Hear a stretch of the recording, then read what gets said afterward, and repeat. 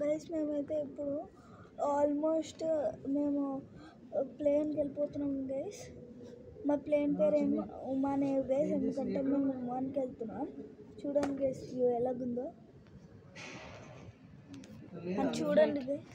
నాకు కొత్త Lego guys, కొత్త లెగో సిటీలో ఉంది గైస్. చూడండి గైస్, చూసారా గైస్ నా లెగో అది గైస్. ఇప్పుడే కొన్నాను గైస్ ఎయిర్పోర్ట్లో, చాలా బాగుంది. ఇది బిల్డ్ చేశాక మీకు చూపిస్తాను గైస్, చాలా కూల్గా ఉంటుంది.